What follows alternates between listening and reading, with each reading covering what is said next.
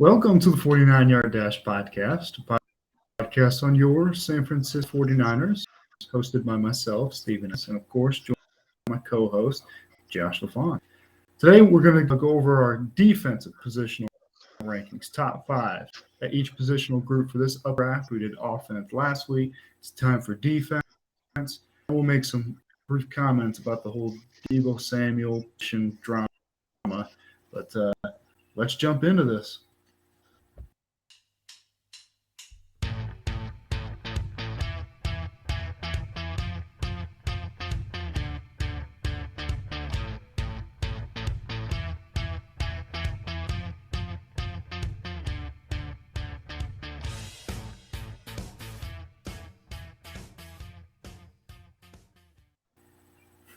Once again, welcome you to the 49-Yard Cast. As mentioned, we got a lot to cover, man. We're talking on today, and I love defense positional scouting. But before we get into any of this, man, how you doing? Burn out, man. Sick of all this Deebo crap, man. Let's just trade him, man. Let's just trade him. Let's trade him. Or extend him. We could extend him. We could also just franchise tag. I don't know, man. Let's do something. Let's do something with the man. Oh, I'm with you, especially with all that we've dealt with the Jimmy Garoppolo stuff, talking about rumors and nothing. I'm done with that. And the Deebo thing is the same stuff. We have to mention it just because you can easily argue that he was the team's MVP last year. And now there's question if he's even going to be a 49er next year due to a trade or whatever. And if that were to somehow happen, because I've been following it the last couple, actually, first Adam Schefter came out and said he thinks not the 49ers is the one kind of holding things up, and he wants to be with the new team next year. I don't know if the idea is that he felt disrespected or what, but Deebo's brother goes on Facebook, guys, and is commenting with. And his name's Bebo. His name is what? Bebo. Bedo. Bedo. Bedo. No, he was talking to some fans on Facebook saying that. That's a great idea. He's not going to Niner. Yeah, but he just. Yeah, that's a great idea. He just came out again and I don't know what social media it was, but he said, I don't know anything about what my brother or something. And that could have been Deebo saying, why would you say that? Take it back. Yeah. But who knows? Yeah. Well, you just lost your leverage if you wanted to get out of there. Yeah. You just lost your leverage for the 49ers, your trade partner. It's like, all right, you lost your leverage on where you want to go in that regard. And his brother's an idiot. That's why he's Beto. And he just needs to shut up. Otherwise, he's going to be sweeping floors at Aldi the rest of his life. Deebo doesn't get this extension.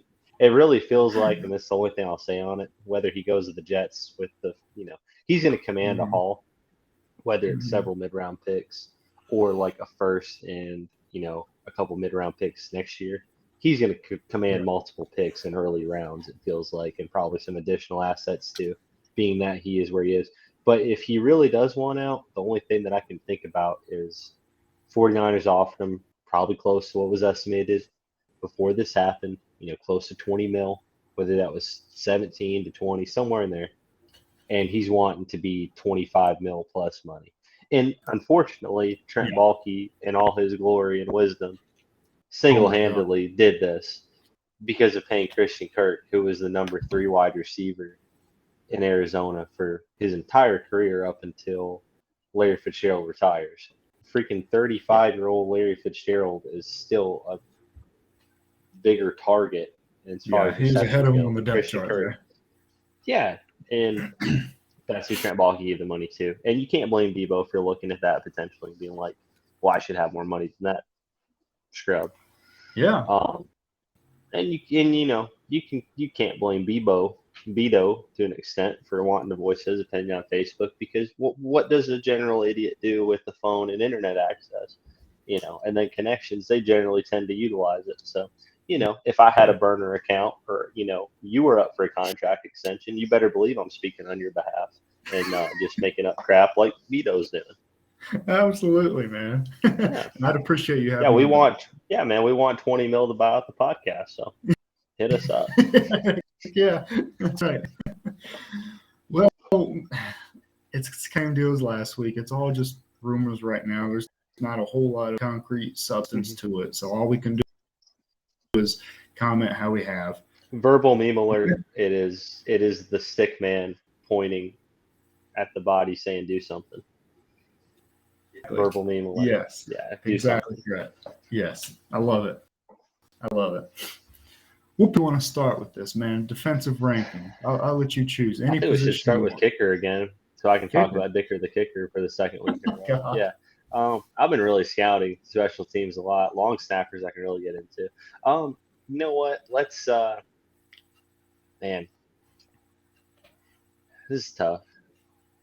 I guess we just get the run out of the way. You want to work the outside in, start with edge, defensive line, Yeah, linebacker, and work our way back. Start with edge. that works. All right, man. I can't remember who went first last week. I think you were going I first did. for it. Yeah, Okay. no. Yeah, man, you go first this week. Okay. And I'll say it when we get there. My number 5 is George Karlaftis, Purdue. Power rusher. He's got hands. Mhm. He's just not super twitchy, super quick. You know, he doesn't have the burst of these other guys that we'll get to, but this is a great class. Him being number 5 isn't even liking him. I think there are 5 guys who will be really good football players, and probably more. This is a great edge class. Mm-hmm. Agree 100%. He's also my number 5. I consider Drake Jackson here just because of his potential.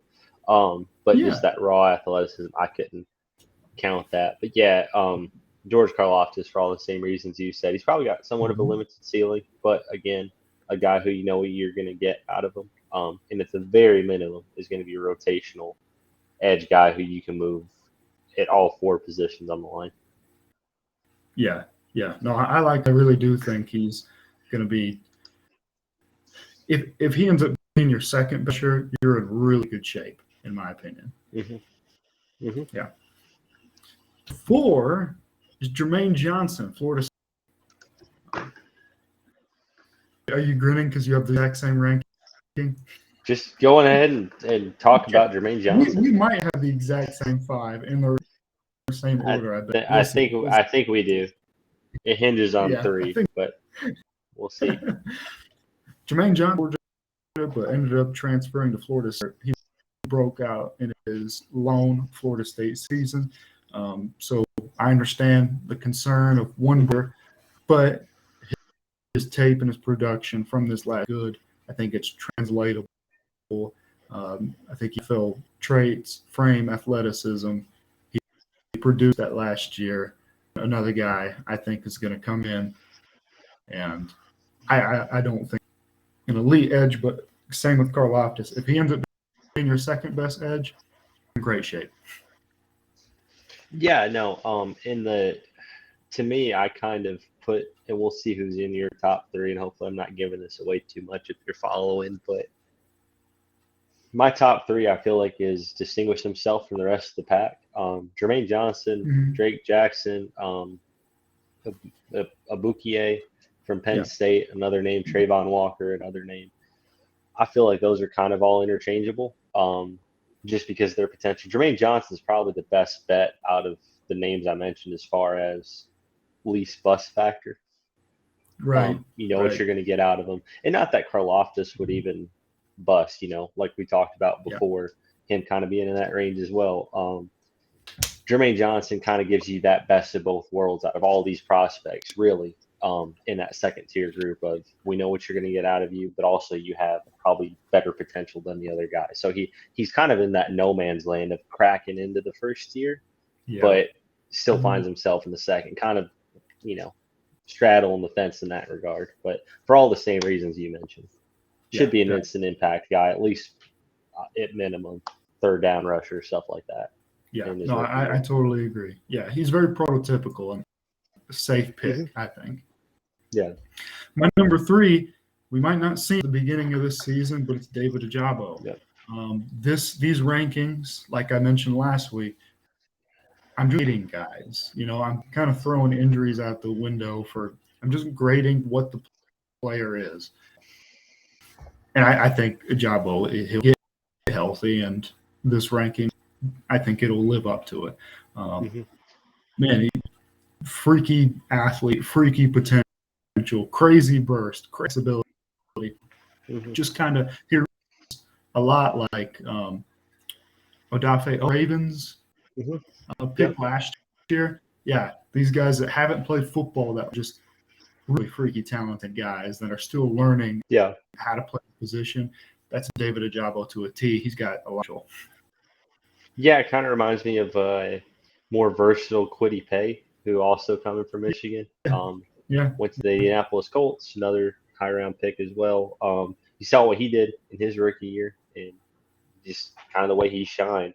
Um, Super raw guy, has a ton of potential, but coming from a pro style defensive system, not doing crazy stuff. You're knowing what you're getting out of him in some way, and especially thing about Ajabo. So many people were talking about him having to kind of have a red shirt year. I didn't know if I necessarily agreed with that. Thought maybe we'd see him at least somewhat, but still, for him to be a guaranteed every down starter, it was going to take a year. So the Achilles injury, it really doesn't mean a ton, as weird as that is to say. As long as his surgery went well, which it seems like it did, and rehab's on track, he's not going to be any different of a player than he was before. The way medicine is now, it's not as scary as it was before. Same way Tommy John surgery for a pitcher back in the day, 10 years ago, used to end their career. Now guys have them every year and they're back and fine.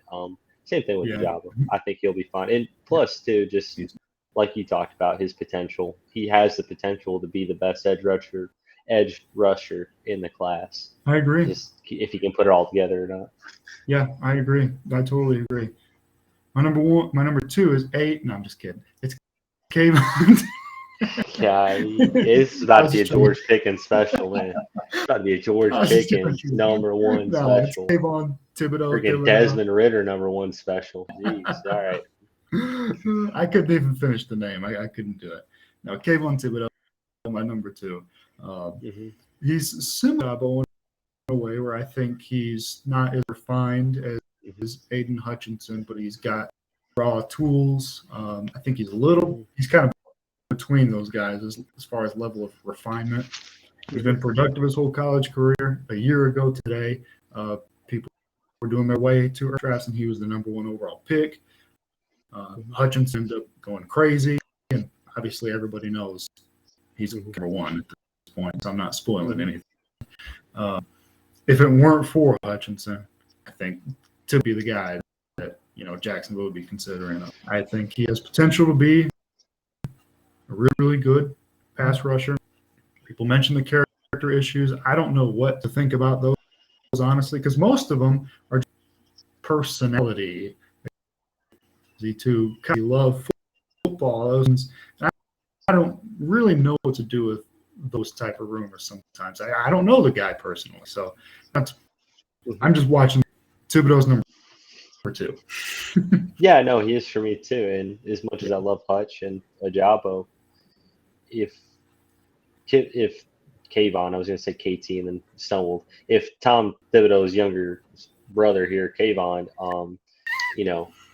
actually put 100% effort into the downs he's on the field, like Ajabo, like Jermaine Johnson, like Aiden Hutchinson did, he'd be number 1 by a long shot just because of his crazy measurables and crazy athleticism, even more so than Hutchinson, who has tested better than even the Bosa brothers did at the combine and stuff like we will talk about here in a second. Like Renner, he did though, but yeah, he did. But the issues with Thibodeau kind of comes back to that. I know Ian Rappaport was on Pat McAfee talking about it the other day, saying teams are kind of concerned by his brand awareness. Not that that's a bad thing, but how into himself is he? We kind of see that contrast in the NBA today. The Timberwolves took Anthony Edwards #1, a guy who you and I did not like coming out of the draft, had a ton of character issues, took plays off, hacked up shots, only did what he wanted to do, and he's got his team in the playoffs. And he's still the same guy, but he's got his team in the playoffs and is one of, if not pushing for the best player on that team. Can Thibodeau do that? Remains to be seen. But obviously, you're kind of taking that chance on if you can find a guy who's so into his brand and being this cocky and taking plays off in college. You're taking a gamble on if he's just going to click in the NFL. We see more guys than not do that, but for him, that's the one thing that holds him back. Yeah, I like that too. The Anthony Edwards thing. Yeah.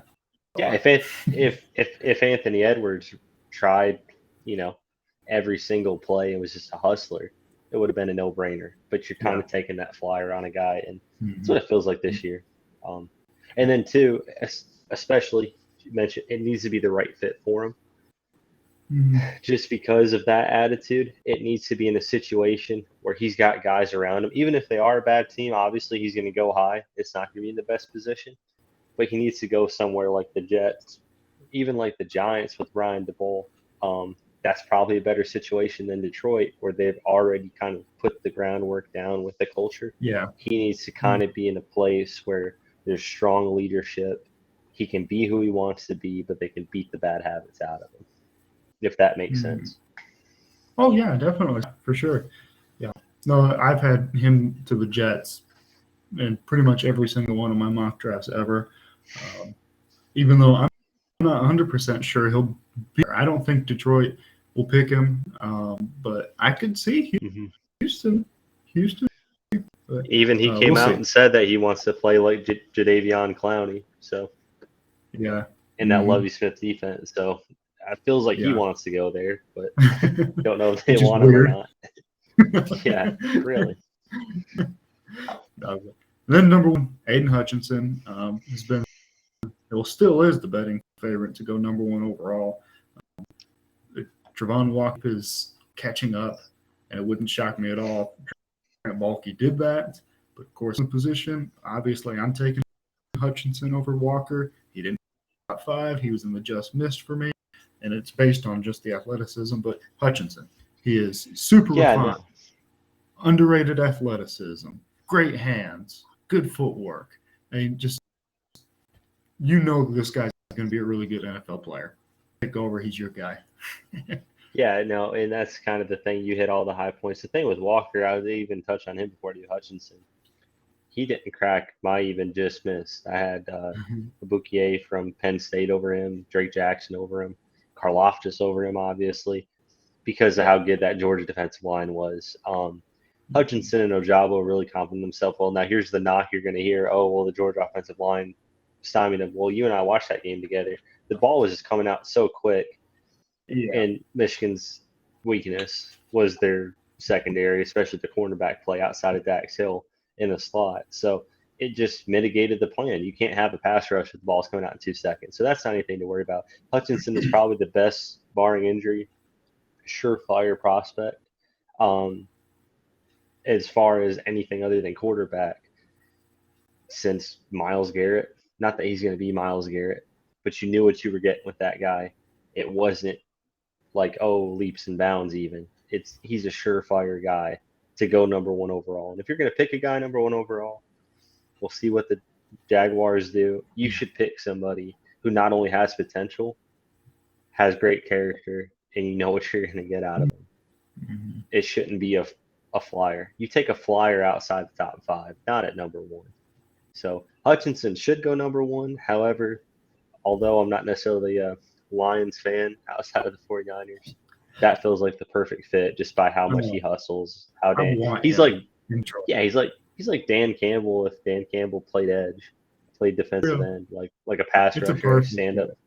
It is, man. He needs to go to Detroit. I really hope for his sake in his career we don't see him in Jacksonville, but who knows? But for all the reasons you said, number 1 overall for me too. Yep. Defensive tackle. My number 5, I came to DeMarvin Leal, Texas A&M, who's kind of tweener guy, defensive tackle edge, but I think he's kind of Leonard's-ish, where it's like he played edge in college, but in reality, he's probably going to be moved to the inside, or even Eric Armstead, that same mold, where a little bit tweener-ish. And I don't think it's a very deep. I think it's a very top defensive tackle Yeah, class. So 100%. deciding on a 5, settled on Leal. 100%. Yeah, that's who I got too. And this is why I hate the term edge, and I always hate it. I also hate how every time we say edge, it has to be in capitalized words and written text because that makes no sense. It doesn't stand for anything. It's just edge. Also, edge doesn't mean anything. It's either you're a defensive end, like DeMarvin Leal, or you're a stand-up pass rusher, or you're an outside linebacker blitzing. That doesn't mean Yeah. anything. It's just where you line up. Classic lingo. DeMarvin Leal is a defensive end. Leonard Williams being 330 pounds should not be defensive end, but because of the way the NFL is and we're labeling things, he is. Same way Aaron Donald's a defensive end for some reason. When you look up Madden or whatever, it makes no sense. But I digress. He's a guy you can put all over the defensive line. He doesn't have the biggest ceiling out of all these guys, but he's a great rotational piece. It remains to be seen where he gets picked. That's one thing we didn't discuss with the edge. Obviously, we think probably all those guys are going to go first round. And we also did talk about that last week where our guys were going to go. I meant to mention that too. But this guy in particular, Layout, he's going to go to a defensive line needy team. Could see him late second, early third range, maybe slip into the tail end of the third, first to fourth. But he's a surefire guy. You're going to see teams pass on him for a lot of these Georgia guys, for a lot of these high upside, smaller school guys. But you know what you're going to get out of Leal. He's going to go probably to a playoff contender that can just slot him into the rotation. And that's where he needs to go. Yeah. He's your number 5 as well then? Yeah, he's my number 5. Nice. Let's see your number 4 is keep the trainer going. We're 6 for 6 right now. We are. Logan Hall, Houston. That messed it up? All right. We're 7 for 7. Okay, nice. Logan Hall is a little more typical defensive tackle. Yep. I think he's a solid ending area of where they might go. Late second, early third, similar range. Yep. I would lean out just because I think he's a little more prototypical, a little more projectable, but really solid defensive tackle. And I think the line, for me, the line is after 3. For most people, I think the line is after 2, but for me, the line is after 3. But Logan Hall, number 4. Yeah, I agree. He's mine too. And as we're talking, I'm trying to pull up. There's a great writer from The Athletic, Nick Baumgartner. Started out covering Western Kentucky, moved to covering Michigan. Now covers all football in Michigan for The Athletic. They're playing Tulsa. So you look up Houston versus Tulsa, first quarter, 10 minutes, 30 seconds. He literally on an interior pass rush throws the center and the left tackle astray and then box jumps over the left tackle after he puts him on the ground and sacks the quarterback. That's the kind of potential he gives you. Now, again, it's Houston, lack of competition, and similar to Thibodeau, not in the character aspect, but in taking plays off. And, of course, at Houston, we saw it before with Ed Oliver. That was a big deal back in the day. You want to see it more if he put together down by down, this kind of stuff like we're talking about, early first round discussion. So he's got the potential. Can he put it together? We'll see. But yeah, he's my number 4 too. Nice. Here's Travis, Connecticut. All right, and 8 for 8. Yeah. In my opinion, if Jordan Davis wasn't in this class, we'd be talking ridiculous. Travis Jones is athletically. He is huge, moves really well for his size, strong as an ox. This real guy battle just axe. move people. That's right. He's just gonna move people, and I like Travis Jones a lot. Yeah, no, I do too. I think back, God, I can't even remember when we started doing mock drafts. I know it was during the season when we started sending each other ones on PFF, but the earliest mock draft that I did on the PFF simulator included Travis Jones because I, out of all reasons, knew who he was for some strange reason. Fun fact, Randy Edsel, their previous coach, he's coach at Maryland from Connecticut, went back. Anyway, that was dumpster fire. They're an independent school that should not be playing Division I football. Poor Travis Jones. If he was playing FCS, he'd dominate, and he already is in this kind of weird schedule that Connecticut's thrown together, being a cupcake against these top flight schools or middling teams like UMass, Army, Navy, etc. But Yeah. great potential. Again, do you buy into that small school hype? That kind of depends on where you draft him at. If you think it's competition something, if you think it's not, if you look at him as a player and what he's put together, regardless of competition, he's worth a late first, early second round pick. Yeah, It just I kind of agree. depends on where that goes. But like you said, his athleticism and size, man, I feel like if I was buying his stock, I'd buy it, buy way more than selling it as far as him Yes. hitting as a prospect. I've seen him mock to Tampa Bay at 20. Can you imagine him and Yeah. Vita Vea, the power? Oh Yeah. my gosh. No, he's a guy. Now here's a guy. I don't think it would happen only in a dream scenario, but should the 49ers acquire some picks for a Garoppolo trade to Carolina, for a Debo trade to the Jets, and they could somehow piece those together with what they have now, you never put out Lynchahan as far as moving up into the end of the first round, first part of the second round to go get a guy they want. Honestly, with the lack of depth on the defensive line, I could see it even more so than moving up for an edge prospect, just because of the versatility Armstead gives you. Even with Kinlaw, he's a guy I would love to see them go and get. Should pieces fall together and it comes out right, he's a guy that Niners fans are sleeping on because of the fit. Yeah. No, I agree. I like man. Next guy. All right, let's see if we go 9 for 9. Yeah. 9 for 9, baby. Let's see who White. we got. Dang it! All right. Really? That's where we separate. Yeah, that's where we separate. I'm surprised, dude. Well, I went back on these top two. We were close, but All right. yeah, I have Devontae White, who most NFL ready of all these guys. Because with Jordan Davis, who I'll talk about, you'll talk about. We might as well bunch and talk about both, the same team and everything. Yeah. No, that's with fine. Jordan Let's do Davis, that. there's the snap count issues. He's not really a passer yet. It's definitely all projection as far as rushing the passer. Devontae White is the one who today is good against the run and the pass. He looks small next to Davis, but in reality, he's perfect size defensive tackle. Simply betting on the freakish qualities of Jordan Davis is all.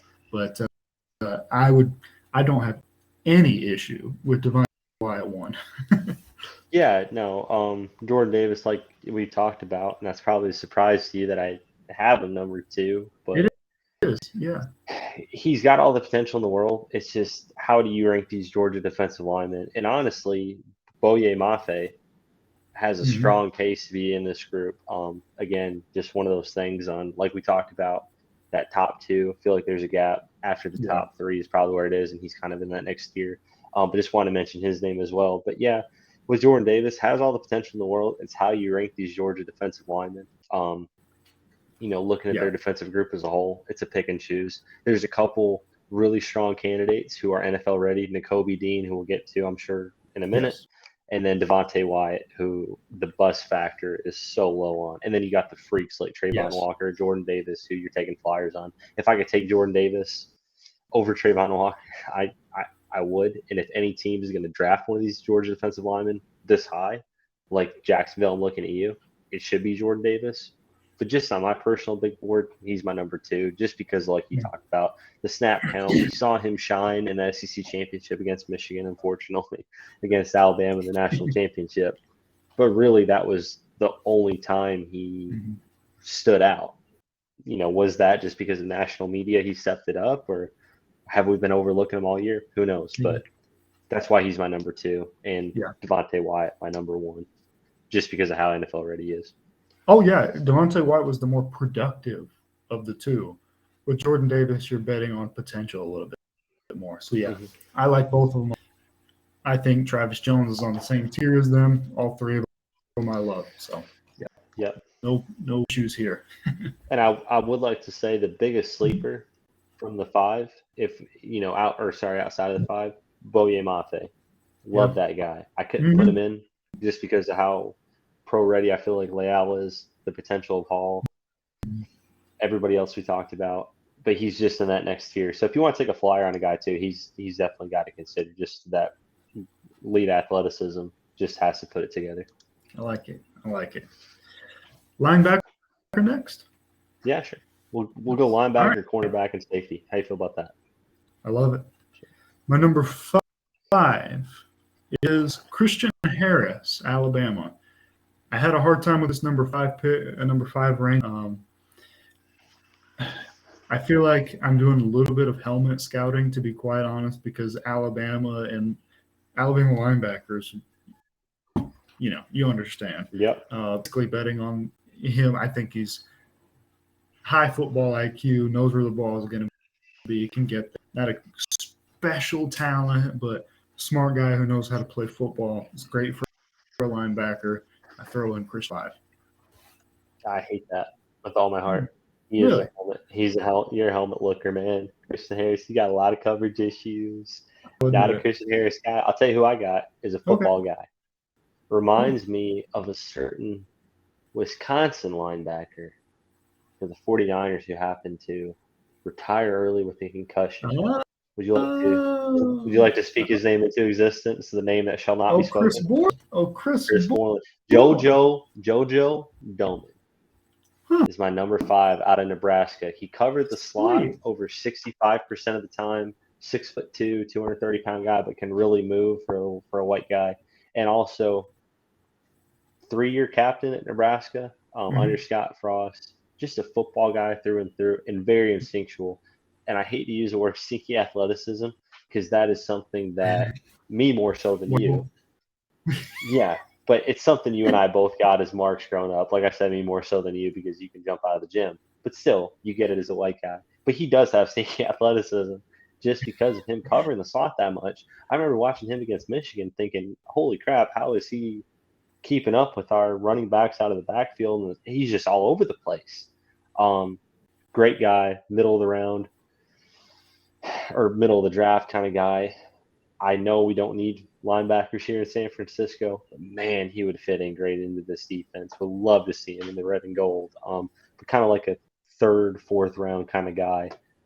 Probably peaked as far as potential goes, but his demonstrated man-to-man skills against the best wide receivers in the country, arguably in the Big Ten with all that speed. Jojo Doman. Nice, man. I like throwing that in there. Dig it. I'll say I think you did a better number 5. I pretty much did. I'll say this real quick. Alabama linebackers, it's like looking at Alabama players in general. Unless they really pop off, they don't end up being great pros. I don't know if it's just the tread wearing off them or what, but they tend to not. Like, you don't see these guys who don't pop off on highlights becoming role players and things. It's like the top end, like the Derrick Henrys of the world, the Eddie Jacksons of the world. And I hate to throw Tua and Jalen and Mack into it, but they're in the NFL for a reason. And Greg McElroy and AJ McCarron and all these guys, they're not. Yeah. Unless you pop off in college at Alabama, you're not going to have even the slightest role as a backup to rotational piece. You're either a star or you're not. Yeah. So that's kind of why I lean away from him. It's like picking an Ohio State quarterback in the 1st round. It's not because I hate him. It's because literally the same way as Alabama, they haven't proved it. They haven't proved that they can be great pros. So don't be the guy that makes that mistake, right? So ran over. I feel you. My number 4 is Chad Muma from Wyoming. A modern linebacker, small school guy for sure, but I'm going to feel it. Sneaky athleticism. He's got it, really good in coverage. I'm going to say too much today, but he's an instinctual guy. That's just common with top 2 linebackers, so you're going to hear it 20 more times. I like Chad Moom a lot. Yeah, he's my number 4 as well for all the reasons you mentioned. Very instinctual, a little more athletic version of Jojo Doman. Doesn't play quite as man coverage, more of a traditional linebacker, but has that more upside. That's why I put him over JoJo. Although JoJo is probably my favorite linebacker in this draft just because of the name and the eye black and all that. But yeah, Chad Muma for all the reasons you said. Number 4 for me too. Nice. Well, here's my favorite linebacker in the draft. Was Leo Chenal. All right. I like this guy. mean, even though he's a modern linebacker, he's an old school guy. Yeah. Dan Campbell probably loves this guy. He's a downhill thumper in the run game, Yeah. strong football guy. You know, it wouldn't shock me if he also went free time and hunted wild boar. You know, that wouldn't shock me at all if him and one bird did that together. Probably do. He's not nearly as good as two guys in coverage, but Yeah. I just like he's a football guy, and you know those guys still have a role in today's game. Yeah, and they, what goes around comes around. And just a brief illustration, you kind of look at the way basketball went so quickly from two traditional big men down low, nobody's really shooting, Yeah, to now the Warriors positionless. Well, what's slowly coming back around? Having a big man down low because no one can guard him because there's no size on the court. Now it's you need a rim yeah, protector in the paint. And the same thing in baseball. You went from hitting, they called it a boop and a blast, hitting a single to a home run. Now everybody's swinging for the fences. You're getting all these strikeouts. What's come back around? Hitting singles, hitting doubles, bringing runners home, not necessarily hitting out of the ballpark. I feel like personally, being a traditionalist, being a downhill thumper, it'll come back around. That's why Leo Chenal is my number 3 as well, for the reasons you said too. But being a downhill thumper who can stop the run, you look at these draft classes, linebackers are getting skinnier and skinnier, smaller and smaller as far as in frame and built. Eventually, running backs going to have the advantage. Having a downhill thumper like that to come in might not be the best in coverage. You can kind of help them out as far as scheme goes. That's more valuable than anything. It's like having that rim protector, center in basketball, having that, shortstop who doesn't hit out of the park but can hit it into the gap and get you on base. That's the kind of guy you want who can take care of a specific role for you. Yeah, absolutely. That's why he's my favorite of this group. I just think, especially with coverage being more and more important, it seems to be going that way. I have the other guys over him, but my number Yeah, no, you two can't do anything is about it. yeah, no, my number two is Nakobe Dean, Georgia. He's small. He's not the prototypical size, but I'm going to use the word again. He is extremely instinctual. He knows where the ball is going to be before it's there. He can get there really quickly. He's a great tackler. He's really solid in coverage. Maybe if he ends up on a George Kittle, Darren Waller, Mark Andrews, he'll probably show just because of his size, but he'll stick with them at least. So I like Yeah, no. Yeah, he's my number 2 as well for the reasons you mentioned.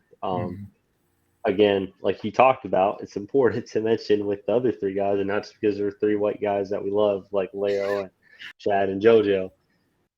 But the first thing you said, he's a smaller linebacker. Having a downhill thumper is important, but in coverage, in blitzing, he's the guy you want. Just because of that. But against the run, he's had a little bit of issues. Ironically enough, he struggled against Michigan in tackling the ball carrier, but in blitzing and in coverage, he's excellent. So kind of funny the way it's moving right now. But if you're looking for kind of that coverage backer who's not necessarily going to have to cover the A gap up the gut, meaning where the running back's carrying the ball up the gut, you have to worry about it with Dean. He's got a ton of potential too. Yeah. And my number 1 has all the qualities in Kobe Dean, but an ideal frame, and that's Devin Lloyd. And he might be even better coverage, primarily because his longer frame helps him out a lot. But he moves well. He, like Dean, knows where the ball is going to be, can get there, can make the tackle. He does everything really, really well. Devin Lloyd does. Yeah, and then additionally, you don't have other great Utah defensive players masking your talent or making you look better.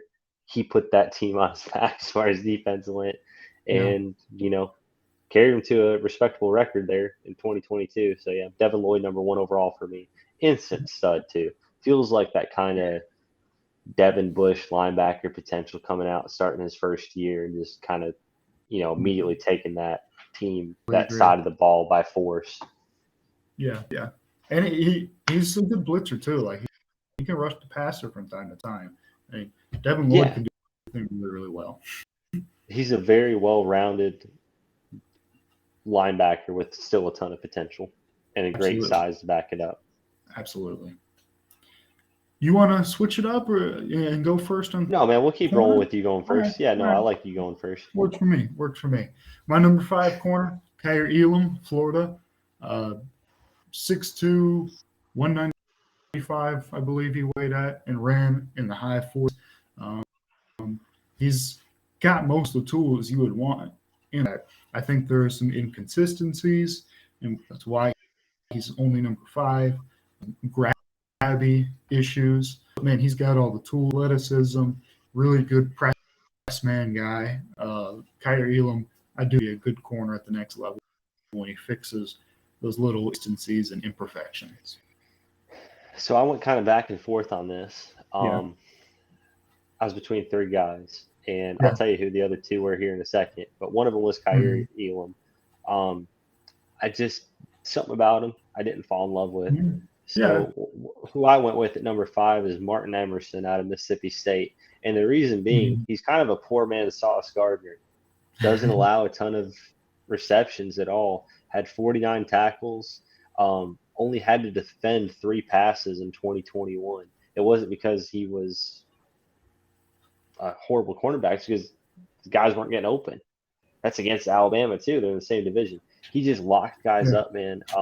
He's not great playing the ball, but he's a Mm-hmm. physical, run supportive cornerback who locks his guy up. Now the area that he needs to improve on, like you talked about the same way with Kyrie Elam, he needs to improve his ball skills, making plays on those interceptions. But we saw kind of the same thing out of Ambry Thomas this year as the year went on, kind of getting comfortable again, becoming a better ball hawk and cornerback. I expect the same out of Emerson, but that 6'2" frame, kind of lanky Yeah. athleticism, that's what you want out of a modern cornerback. So he's my number 5. Nice. I like it. Who was the other guy in contention? Marcus Jones, Houston, Okay. Yeah, yeah. just Nice. because of I pure thought potential. that's what it was. Yeah, Yeah. similar to Martin Emerson, doesn't allow a ton of catches, just a little bit more Mhm. raw of a prospect. But if you're looking at like, I hope you don't have this guy in there, but a more complete Kyler Gordon is who Marcus Jones is. Yeah, yeah. Marcus Jones is the But man-to-man, I more don't. complete Kyler Gordon. Has a ton of Mhm. potential, but just needs to prove it. Yeah, yeah, I agree. My number 4, to me, I have a tier 1 of 3 guys, 2 Hmm. of this guy, and then a tier 3 of several Okay. guys. Andrew Booth, Okay. Clemson. Okay. He's All right. got good frame, good athleticism, the best tackler in this draft.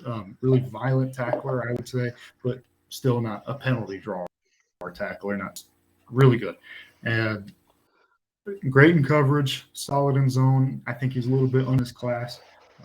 I like Andrew Booth a lot. He's a notch above the other guys to me, but a notch below the next 3. So this is going to be a fun subject to talk about. I've actually got Roger McCreary out of Auburn as my Ooh, number 4, and we'll yeah. get to why here when we get to the top of this thing. Mhm. But yeah, just an excellent man-to-man corner, really physical, more of a complete Martin Emerson, a more complete Marcus Jones, like we talked about, a more complete Kyrie Elam. All 4 of those guys are kind of in the same mold. Emerson and Marcus Jones being more lanky. But just a great physical corner. Feels like a guy who can step in from day one, knows how to play press man, knows how to play zone. Ran some complicated stuff during his career under Kevin Steele at Auburn. Did a lot of good Mhm. stuff. So Roger McCreary is my number 4. Nice, nice. I like McCreary. He'd probably be my 6, actually, but my number 3, and this is to me, these are the tier 1 guys. My number Yep. 3 is Trent McDuffie. I love Trent. You could say he's my player in the draft. Him or Mhm. probably Aquanu are my 2 favorite players. Uh, McDuffie to me, shorter arms. That's a thing. It's out there. Um, but despite him having a little bit smaller frame, I think he's in contention with Booth as being the best tackle could be. He is the best zone corner without a Yeah. doubt. I mean, he is the best zone corner. And I still think he can play man. You probably don't want him guarding Mike Evans. I'll admit that. That's true. But he might get mossed by Mike Evans. But ultimately, this guy, I think his IQ is off the charts. Super athletic. I'm betting on it. To me, everything else trumps the short arms. I love Trent McDuffie. Yeah, my number 3, Andrew Booth Jr., for all the reasons you touched on previously. Um, Excellent tackler, more of a complete corner as well. And we'll get to why I'm leaving a certain guy off Interesting. this list here in a minute after we get to your number 2 and 1. And if you don't mind, since you spoke on McDuffie, I'm just going to move into my number 2 because he's my number 2. Yeah. And then if you Yep. want to, hit your 2 and 1, and then I'll come back to my number 1. That'll Um, work. if that'll work for you. But yeah, Trent McDuffie, my Yep. number 2, all the reasons you mentioned. And him and my number 1, Ahmad Sauce Gardner, they're kind of interchangeable. One's probably a better man corner, Gardner being a better man corner, McDuffie a better zone corner. If the 49ers had a plethora of picks, they just trade him away for Trey Lance. If they could manage to get the pick from the Jets back, McDuffie's a guy you got to consider. Fits seamlessly in the 49ers scheme. He's a guy I've been following since his recruitment Absolutely. started in 2016. A guy I desperately wanted at Michigan. A guy who Ohio State, Alabama, Notre Dame, Oklahoma, Texas, Michigan ends up going to the West Coast team. Yeah. Washington, who was a perennial power at the time. Would have loved to see him in the maize and blue, but I've always rooted for him. And one of those guys with a name like that, he's on your mind every time you see a highlight play on him. And he's always around the ball, a great teammate. He played on such horrible Washington teams his last couple of years under Jimmy Lake, and never quit on a single play. They got hosed in the big house in Ann Arbor here in 2022 last year, actually in the third game of the year. He never took a play off. Just a great competitor, great kid. Love him. Love him, man. One of my favorite players in the draft. He would be. What's that? Oh yeah.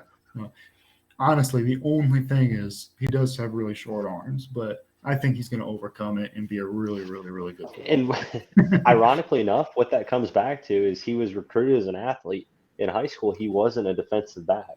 He played it sparingly, but I remember specifically reading, okay, this is a guy who we're going to get on campus when he comes to Michigan, and Michigan is pitching him. We'll put you anywhere on the field. And that was Washington's pitch, is we're going to get you to commit. You can play any position you want in spring ball, and we'll figure it out from there.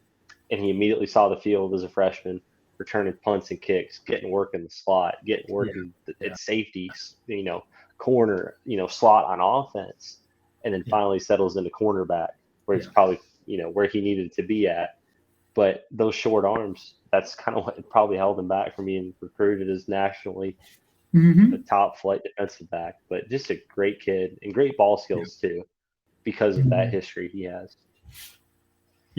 Yeah, no, if he when he gets his ball, he's got good ball skills.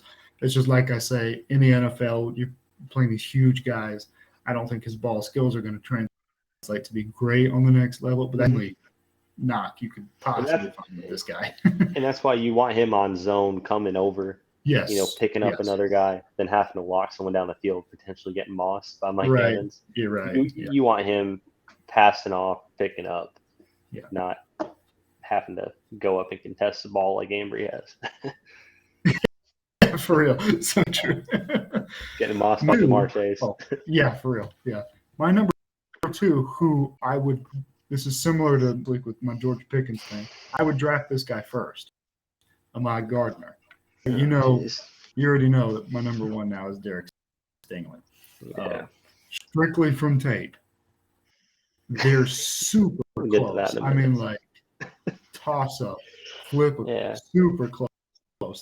I don't think you, as far as on the field playing football, there's not really a flaw with either one. Both have great frame, both have great athleticism, good ball skills, great man-to-man, great zone. They're just fantastic football players. They're McDuffie, regular-sized arms. Yeah. Well, he's better in zone, and they're a little bit better in man. But back and forth on the two. I would draft Gardner over Sting, but strictly as a grade, I did barely put Stingley 1. Yeah, I can't disagree with that enough. This is the Pickens of defense. He played great as a freshman in 2019. That's the last time we saw him put together extended footage as a cornerback. He was fine as a freshman. The injuries have piled up. He wasn't great he sat out COVID. Wasn't great last year. Ends up missing the year. the tape that people keep going off of, and you as well, not to crap on you, but Mel Kiper too and Todd McShay. What are you going off of? You're going off a freshman season on a national championship team that murdered everybody. They murdered Clemson with Trevor Lawrence in the national championship game. That game wasn't close outside the first quarter. Sure. Yeah. He's a fine prospect. He's got all the measurables. Things that concern me. He's not an alpha dog. That's been widely reported. He came into that as the number one overall prospect in the country. Mm-hmm. This supposed to be physical man guy comes into the locker room as just another dude. That's a red flag for me. The injury history is a red flag. The lack of production, the games that he's played outside of the freshman year is a red flag. Now, he does have immense potential, but the guys that we've mentioned, or even more so I've mentioned, Emerson, McCreary, Booth, McDuffie, Gardner is my number one. You know what you're getting with those guys. They're going to come in. They're going to compete right away. In the very worst case, you're going to be a rotational guy.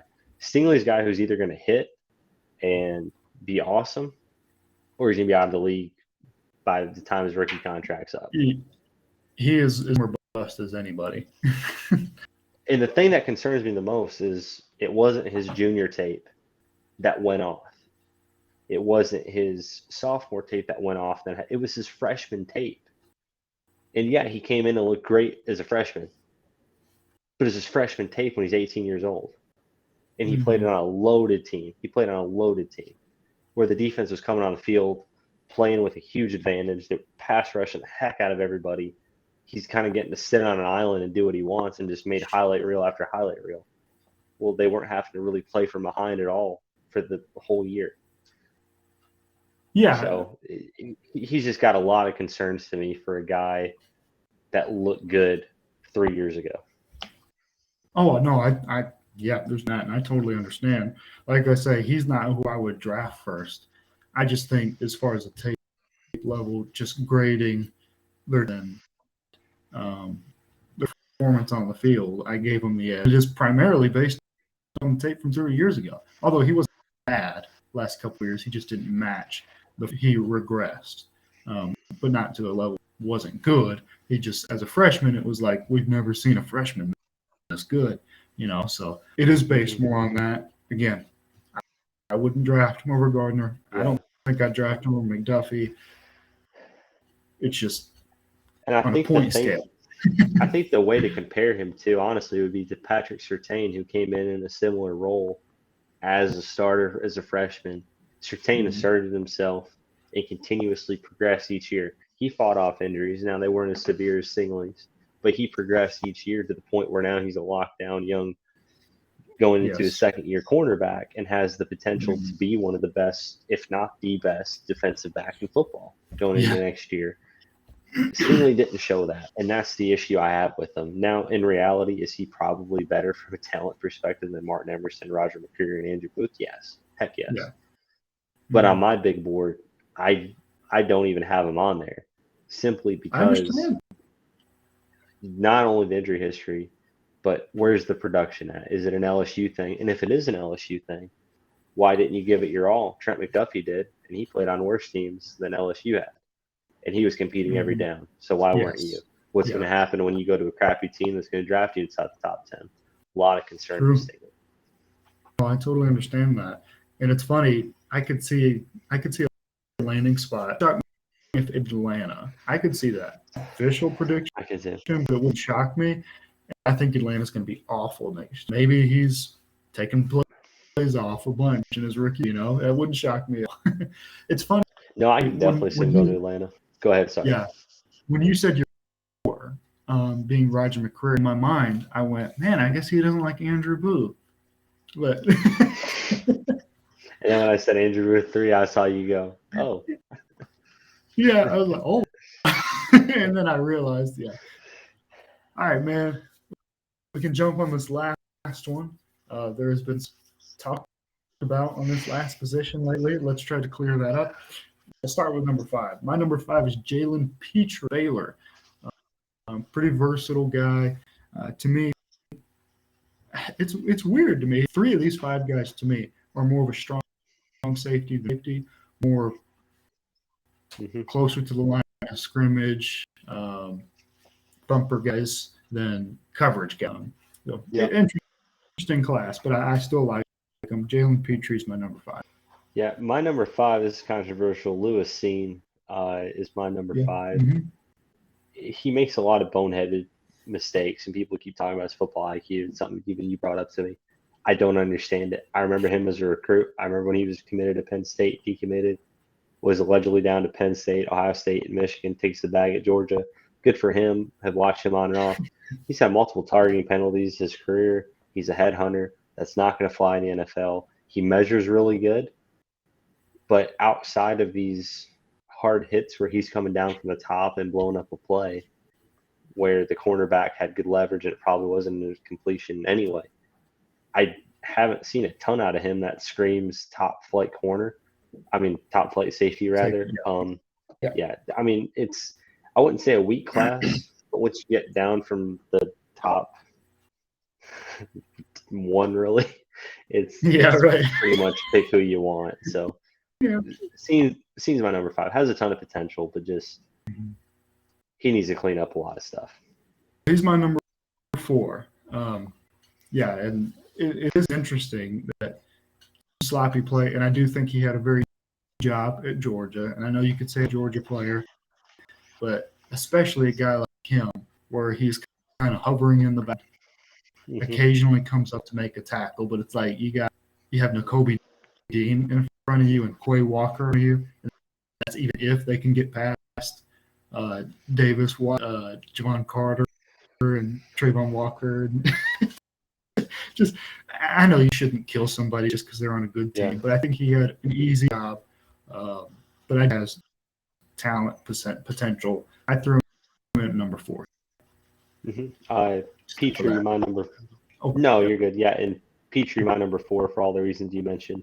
I like him a little bit over Stein, especially for the 49ers fit, just because I feel like he can cover the slot, can kind of be a little bit more versatile, and he's more of a complete player too.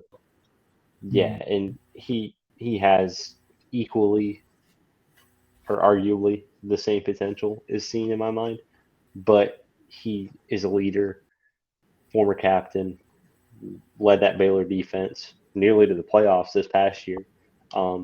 Great dude by all accounts and knows what he's doing on the football field. That's the kind of guy you want, where there's not football IQ hangups from not necessarily the quarterback of the defense, but the backup quarterback of the defense making the calls from the sideline, right?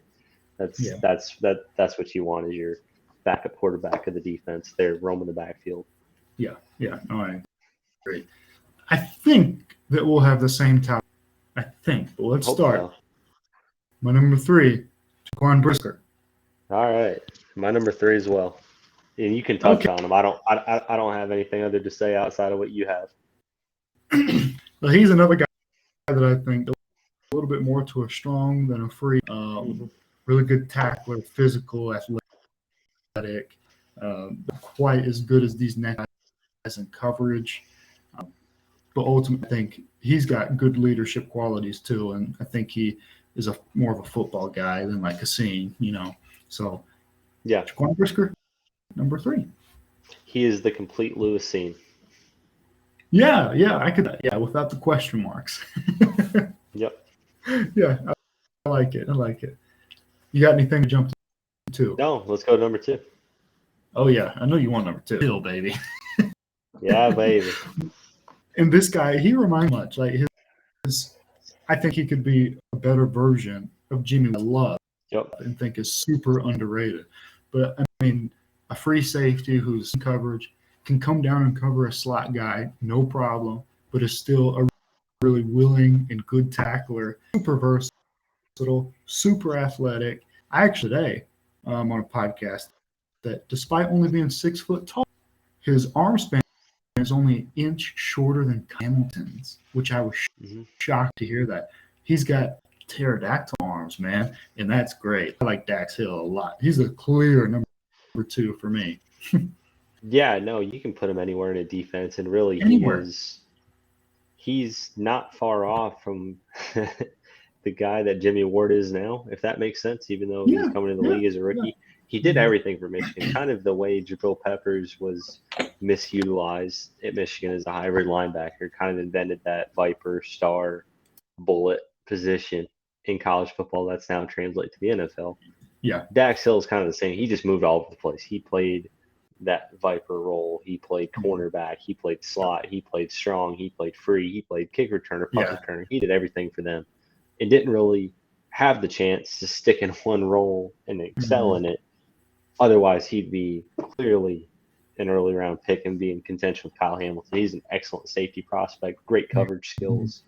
This is a guy you draft, and whether you have a need for a defensive back or not, you pick him, and you plug just him in, if he's man. on the board, you pick and plug him. He's definitely a guy who is going to be drafted, I think, earlier than we think. I could easily see him inside the top 15. People got him projected late into the first round. I could see him top 15 in a heartbeat. Yeah, me too. Yeah, I would have no problem with it. I like it a lot. This guy is similar. He's 6'4". As Kyle Hamilton. This whole debating if he's number one, ran a 4.59 40 is the silliest thing ever. Dude, watch the film. The way he covers one side to the other side of the field is unmatched. Is an amazing safety prospect, as good as we've had in years, and he's going to be an absolute stud. And that 5.9 40 time is not going to change that. Watch the tape. There's no speed concern. No, we talked about this the other day. Yeah, Dory Jackson and Jabril Peppers, our two favorite players from our respective college teams, and probably the past 10 years growing up. They were the fastest players in college football. It wasn't even close. Yeah. They were both up for Heisman contention. Jabril ended up being a finalist, and Dory very well could have been. They were up for the Ronnie Lott Impact Award, which goes to the most versatile player in college football. They're both 1A and 1B. And then they go to the combine, and they're slow. John Ross blows it away and runs a 4.2. Well, he's out of the league, and they're still in it. They have game speed, and that's what counts. The 40 time the combine is the biggest crock of crap that's ever existed. I will stand on my soapbox and scream that to the heavens. It makes no sense. If you want to bring in a guy for a workout privately, then do that. But you shouldn't have a combine that immediately throws everything away that we've seen on tape. Game speed and underwear speed are two completely different things. Yes. Some guys run fast in pads, or some guys run fast in their underwear, and some guys don't. But those guys that don't necessarily run fast in their underwear probably run at the same pace that they are in pads too. Kyle Hamilton's that guy as well. And even Dax Hill. I would take Dax Hill in a heartbeat in foot race over Lewis Seen. And this is supposed to be the fastest safety in the class. I would take Kyle Hamilton in a foot race over Lewis Seen with their pads on, crossing the field, because they've proven it over and over and over again that they have game speed and that they have this football IQ. Kyle Hamilton, number one for sure for me. If he wasn't a safety, I could see him as a number one overall prospect. I think, like you talked about, the hype of him not being the number one safety in this class is ridiculous to say the least. He's a generational prospect at safety, just on what he can do and especially how he leads the team. Yeah, and if I'm Houston, I'd take him, man. I mean, just 100%. Guarantee the superstar on the back end of your. What's wrong with that? 100%. People acting like safety isn't a valuable position is wild to me. More and more in NFL defenses these days, like the value of safety to me is going up, not down. Like just because corner is valuable doesn't mean that safety is valuable. No, they're both great. No, they are. And the NFL game is usually 2 or 3 years late from what college is doing. And you saw this in, 2016 to 18. You saw that kind of transformation really kind of started with Michigan, but that kind of Jabril Peppers role, having a hybrid safety coming down, a linebacker who can cover the slot and do all this stuff. Your safety has to be versatile and has to have a lot of skills. Can't just be a downhill thumper. You see it with Jimmy Ward. Yeah. Kyle Hamilton is that guy. Dax Hill is that guy. And Jaquan Brisker is that guy. And Jalen Petrie is too. Lewis Seen can be that guy, but he's got to get there. So I think clearly these 5 differentiate themselves from the rest of the pack. I agree. Yeah. I think there's a gap after the. Mm-hmm. It's easy coming with the 5 names. Just you can get weird with the order. I think. But Mm-hmm. top 2 is clear, in my opinion, and the top Yeah. 1 is clear also. Yeah. Number 1 overall is Lewis Seen, right? That's right. Shout out Eric Crocker. Oh yeah, you said it, God. not me. Nice. Yeah. Well, man, I think I probably enjoyed that one, even the offensive one personally. I don't know. I think I just did like too. the side of the ball. Yeah, I like it a lot. Sweet. Well, and plus the Well, quarterback class and stuff too is just yeah, it's the same 5 names and stuff. These defensive guys, yeah, although you feel like you know where they go, it's cool to bring up some new names. yeah. And we agreed on a lot. So that was cool. Yeah. Last week we walked off the set, you know. No, and the cool thing is next week you guys will get to see us put together our final mock draft here before the Yes. NFL draft comes, and we'll see if Debo gets traded or not, Jimmy gets traded or not. If not, we might just kill ourselves and maybe the Niners are picking draft 10. Who knows? Maybe they're picking 10. We'll see. Yeah.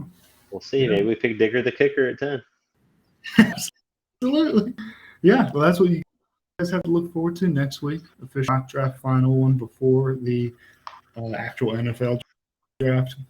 Up with a good way for us to do that, actually. So we'll have that. But before we get out of here today, get us our fact of the week, man. Sure do. President Zachary Taylor, he overdosed on cherries. After serving a mere 16 months in office as president, U.S. President Zachary Taylor passed away after eating far too many cherries and drinking milk at a 4th of July party in 1850. He died on July 9th from gastroenteritis. The acidic cherries, along with the milk, is believed to have caused this. Talk about a cherry bomb. Good Lord. There it is. There it is.